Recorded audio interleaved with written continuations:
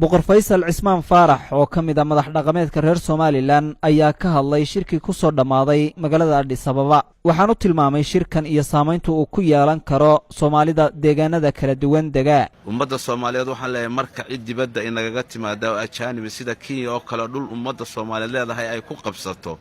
dhammaanteen inagoo isku duuban aynu mid ka ahaano Soomaalinimada iyo isirkeena wada ilaashano siyaasadahan dadban iyo waxyaalaha soo kordhay asalka ayaa ka muhiimsan Somaliland dadkii halkan kala dilay ee kala diray ee u kala abtiriyay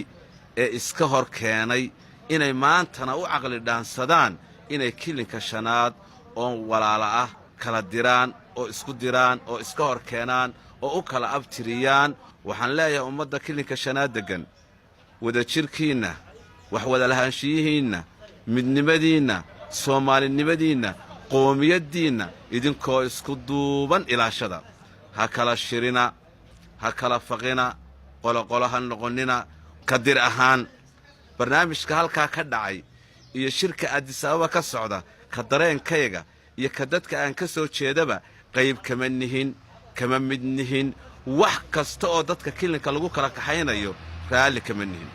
maxaa yeelay ummadda kilinku waxay la nooshay qoomiyada fara badan oo aad iyo aad u badan oo kala diina oo kala dhaqana dantooda iyo maslaxadoodu waxay ku jirtaa wax wada lahaanshiyaha isku duubnida Soomaalinimada iyo midnimada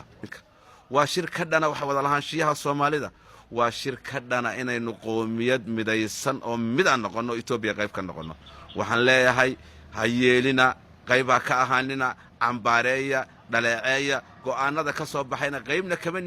midnihin aanu ka qayb gali doonaa biidnillaahi tacaala shirka lagu walaalaynayo ee midnimada dadka kilika shanaadiga lagaga shaqaynayo oo aan loo kala abtirinayn oo aan la kala gurayn oo aan loo kala fariisanayn hawiye iyo daarood iyo dir iyo qabaa'il kala toona ee loo fariisanayo Soomaalinimo ee god ka dhacaya geesta kale waxa uu tacsi u diray dadkii ku waxyeeloobay qaraxyadii ka dhacay magaalada Muqdisho waxaan ugu baaqay nabadgelyada la ilaaliyo halkan aad uga tacsiyadeynaya